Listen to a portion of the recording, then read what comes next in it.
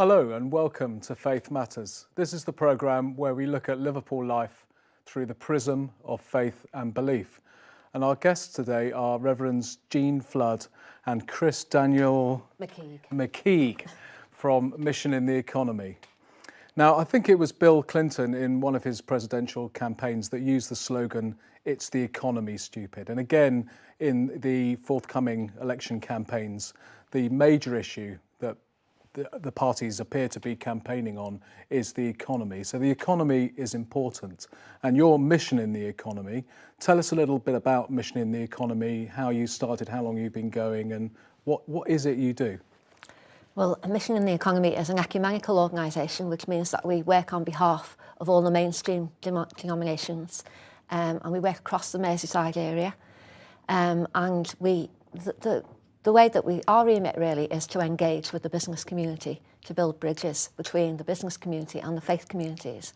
And we do that in various ways, but one of the most obvious ways that we do that is to place chaplains in retail malls, in shops and markets and the airport, lots of obscure places. You wouldn't necessarily expect to find a chaplain.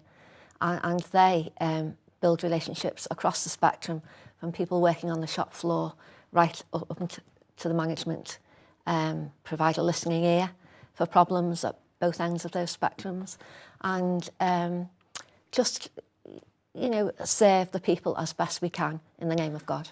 And how long have you been running? What's the history? Well, Mission in the Economy arose from Liverpool Industrial Mission years ago, when there was obviously more industry in this area, and I like to think that we've moved with the times, so that now we are in the places where people work. So that's in the service industries, in commerce and in business. Where the growth is. Where the growth is. And you're operating, like you said, across the Merseyside city region. Mm-hmm. Tell us some of the towns and areas that you're working in. Right. We work across the Liverpool Anglican diocesan area really, but we do wander into other areas when depends what's happening. But we have a base in St Helens and also in Warrington. And we do some work in Southport and occasionally in Birkenhead. And we're always looking to expand in various ways. But at the moment, those three areas are the key areas: Liverpool, St Helens and Warrington. Yeah. And I like that idea of wandering, actually, because in the Celtic Church, the ancient Celtic, and we are a Celtic city here, really, in Liverpool, you had this a ministry of a priest who would wander. They were called the Peregrinatio. I don't know if you've heard of that. They would literally wander into the communities with the love of God, it was said. Chris, you work in St Helens as a kind of town centre chaplain.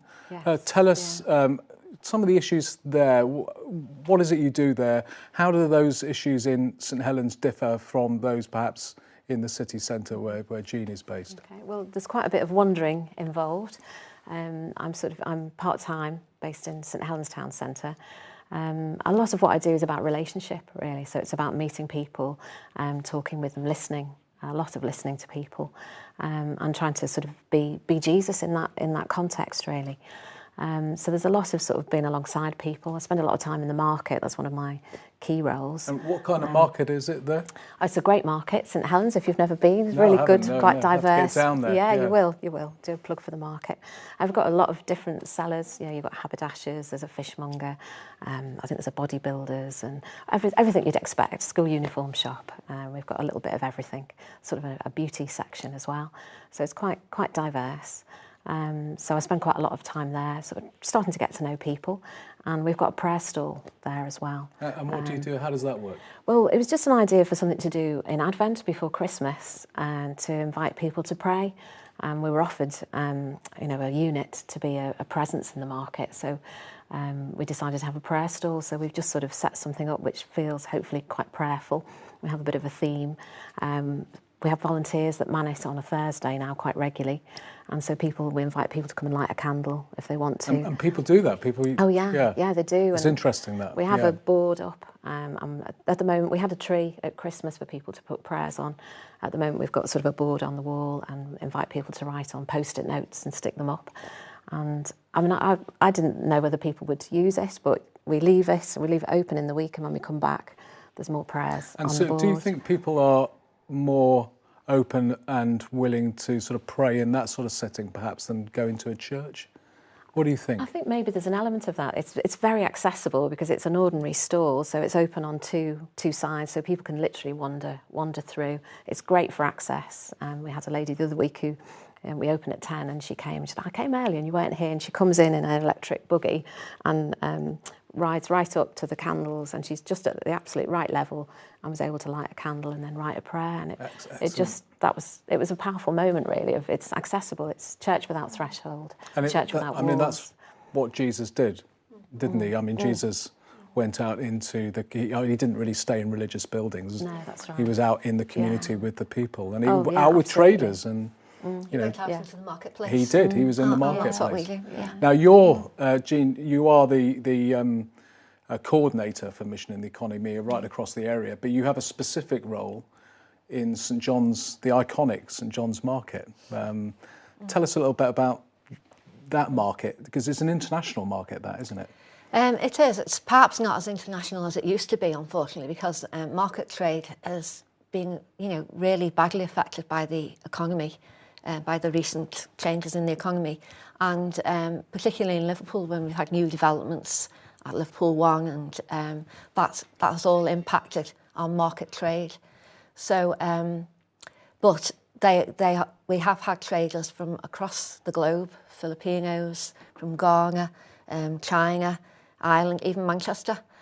So we have... so it's the world in one market. It is world in one market. So I like to think of it as a microcosm of the world, really.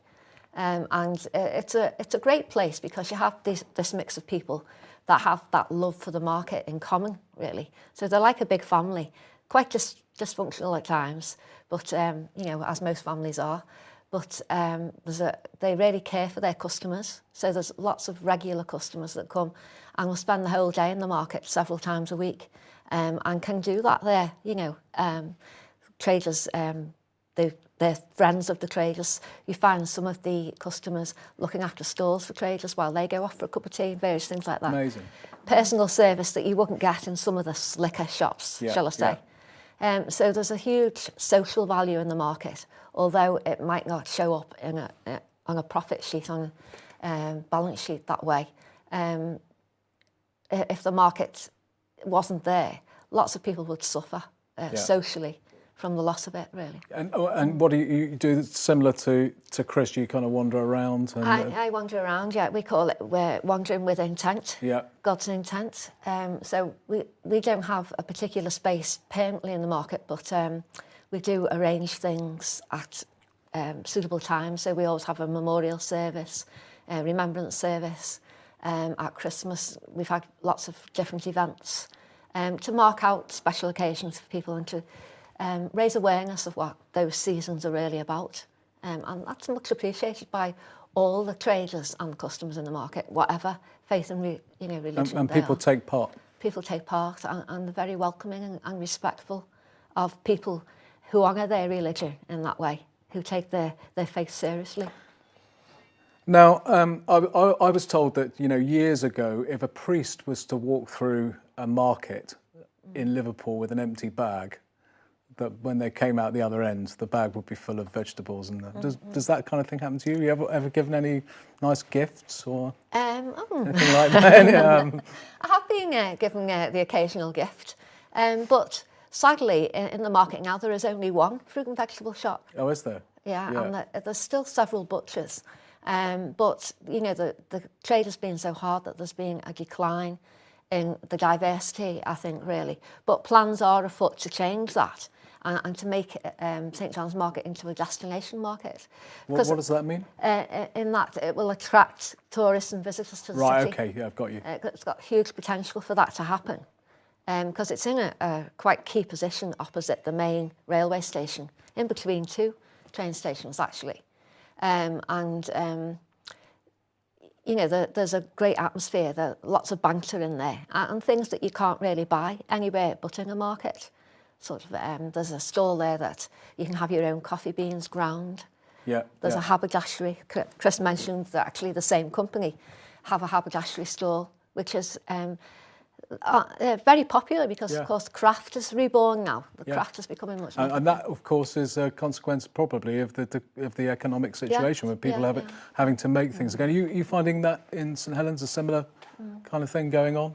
That what? Sorry. That... With the haberdashery stalls and that kind of thing. Yeah, I mean we have got new types of yeah. things We've had being some sold. new businesses come. Or old things being sold again. Yeah. Yes. Yeah. Interesting. Yeah. Tell us just briefly before we go to our commercial break about the airport. What happens at the airport? We have our chaplain at the airport, Nikki Lees, who's been there for about 9 years now, is viewed as a gem by everybody who's come across her in the airport, and you can't miss her, actually. She's a very bouncy person, but she's done tremendous work building relationships with the staff through, again, really hard financial times when they've been subject to different ownership and contracts and being changed and people made redundant, has been key to keeping the airport going in that way. And actually, their head of HR at the airport has said to me that Nikki, our chaplain, is her secret weapon in industrial relations, because she'll send Nikki in first to calm things down before things get more heated. Okay, that's great. Thank you. We're going to come back and hear some more after our commercial break. Thanks, Jean. Thanks, Chris.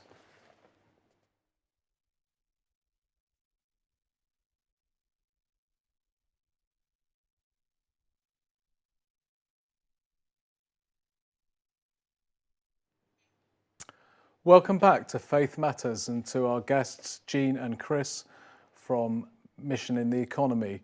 Now, we want to hear from you, viewers. We want to hear your opinions about the show, any suggestions if you know anybody or you want to come on and represent a particular spiritual perspective. And you can email us at faithmatters@baytvliverpool.com. Okay, Jean and Chris. Jean, what do you think are the major social and economic challenges affecting the city region, and what can you do, even in a small way, to address these? What are you doing?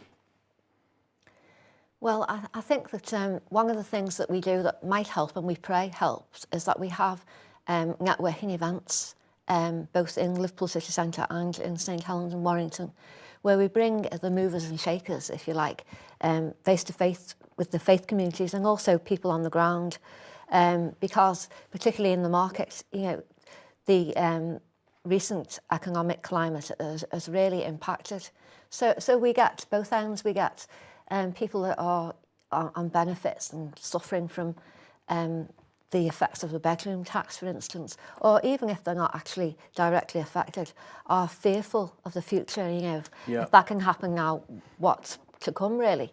But also with managers who have to make people redundant, self-employed people whose livelihoods, like market traders, independent businesses, small businesses. Because you were a market trader yourself at one point. We weren't a market trader. We had retail business where we sell cake decorating equipment. Yeah. And we had several shops across the Merseyside area. So I can empathise, which I find a lot of our chaplains have, particular empathy and passion for the place where they work because they've had some connection somehow with it. So I can empathise with how small independent traders feel in the face of this, economic crisis and pressure. Very hard. So I can listen to them and really understand how they're feeling. And when I'm listening, as Chris was saying before, it's about active listening. I'm not just listening, I'm actually praying for them too. And bringing them some comfort, I hope, bringing them some hope and telling them that, there is always hope, no matter how bad it gets. So when you have these networking events, you're bringing, say, traders and other people, and you've got your business representatives and maybe some political figures there, they hear what's going on. So you're facilitating that kind of forum. Yeah, we hope so. And as a chaplain, I help the market traders I help by being part of their tenants association. So we'll attend meetings with key people in the council with them. And so I'm a sort of neutral figure. And that's another important aspect of chaplaincy, where you can be part of, but apart from And it's a really unique, I believe, God-given position in that you can see both sides of the story, and you have to learn how to keep the big picture in mind the whole time. Okay, and 0-hour contracts are a big thing, aren't they, at the moment? Yeah. Chris, do you come across people working on those contracts in It's St full of, Helens? yeah, some people have talked about some of the issues with working and being exploited in the workplace. And it's very difficult because people need the work, and so almost they're willing to be exploited as well because they're in desperate situations. Yeah. So you do hear some difficult stories, really, of the reality of living. And your background was in play Therapy your and play drama therapy. That's and right, do you yes. find that in the way that Jean's just described, that creates empathy with people? I think, yeah, I mean, a lot of my work was working with people in difficult situations, and again, that easily transfers to chaplaincy. I think in chaplaincy, you're almost a jack of all trades, really. And so you've got the part-time workforce, of which a lot of will be mothers coming to work, and you've got the whole issue of childcare and the costs of that. Yes. I expect yeah. that. Yeah. Well, as a mother myself, I can relate to that. So Absolutely. yeah, I think there's a lot of issues affecting people, and it is a struggle. But there's good news as well. And we had a meeting recently at the council, and had some really good stories about what's happening. We're getting new businesses in to St Helens. We've met and exceeded our target for housing in St Helens. So there's good news as well. And you got street pastors, I know, coming to, because we had the police on last week, and Jonathan was saying street pastors coming to St Helens. The churches are working together. We've got a number of churches involved to try and bring this out, because in missionary economy we focus a lot on the daytime economy, but the nighttime economy is just as important. It is, absolutely. And it's great to see the churches working together and wanting to move this out, and working in partnership with the police and other stakeholders who are, because it's all about partnership, isn't it, really? Absolutely. In these kind of times, we're talking about, the economic climate. Yes. It is about people working together. Well, I had some advice recently from the big issue seller in St Helens. I was talking to him about where he gets his coffees and whether we could get him some from the church. He said, oh no, but it's really important for me to go and buy coffees here, because I don't live here, but this is where I earn my money, and I need to be reinvesting in the economy here. And I think that's really, really good advice, that's what we all need to do. We perhaps don't feel we can make a big impact politically, but it's where we spend our pounds as well, and we do need to be focusing on our town centres and our neighbours. It's about showing our love for our neighbour, to support traders and to support businesses who are struggling at the moment. I've actually come from an event today, an event in St Helens, all about collaboration of the churches with lots of different agencies working together for the good community.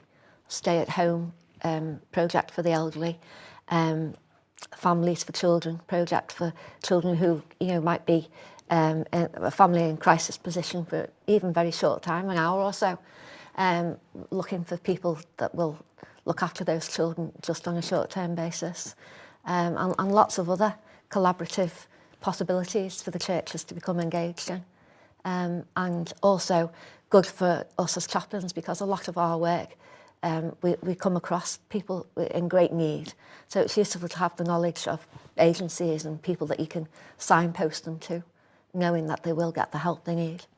Now, you've spoken about being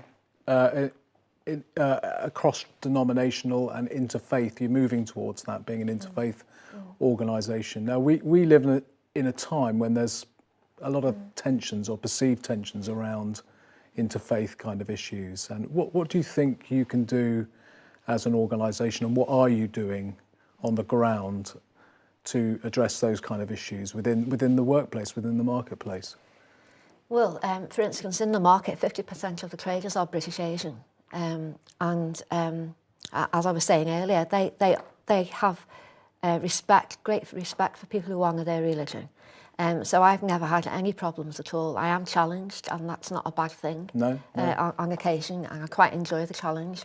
But the Muslim community, for instance, are quite heartbroken at times about being tarred with the same brush as terrorists. Yeah. When actually their religion teaches peace and love the same as ours does. So there's a lot of relationship building and commonality to work on. And I think we try to do that by highlighting these issues to whoever will listen, I think Liverpool is on the verge of great interfaith work, really. It's a very tolerant city, isn't it? It's a very friendly, tolerant city, and of course we're an up-and-coming tourist destination with people visiting from all over the world. We have these huge events, don't we, which are, you know, magnificent, wonderful events, and so we need to be able to cater for people of other faiths and understand where they're coming from. So part of our work has been, like last year we had the International Festival for Business in Liverpool, and we set up a prayer room. It was a huge learning curve. So we're hopeful that if that exercise can be repeated in 2016, we'll do it better. But there's a need to cater for people and respect them back in their faiths. That's great. Now, just very briefly, tell us what you're doing for Easter, very briefly. At Easter, we usually have a sort of procession, Stations of the Cross. This year we've decided to do it differently. Where we had a Christmas tree at Christmas, right in the middle of the shopping area in Liverpool in Church Street, we hope to have an inflatable church. We've been able to come across a church with the help of our local regional Baptist minister, but we need, so I'm appealing to anybody who's listening really, we need a company that will inflate that for us and take responsibility for the health and safety that's... Okay, so a company that you're putting that appeal out now. Yeah, I'm putting that appeal out now. We'd like to have a church in the middle of Church Street where we haven't had one before, just to show people the significance of Easter. Church. But you got the church, you need just somebody to look after it and inflate it for you. That just sounds like a great project. I shall come along and bounce on that. I'll bring our team from here. That would be great. And so really great to have you with us. Now, you're always after volunteers. Are you chaplain volunteers, that kind of thing? Yeah, we never turn volunteers away. Our volunteers are really special people because I'm sure, well, I hope that you have picked up that, you know, chaplains are special people, and Chris is a prime example of all the wonderful work she's doing in St Helens. But if people feel called to this ministry... We're coming to the end now. It's really, but it's great. And do volunteer for Mission in the Economy. Yes, great do. to have you with us today. Thank you. Thanks a lot.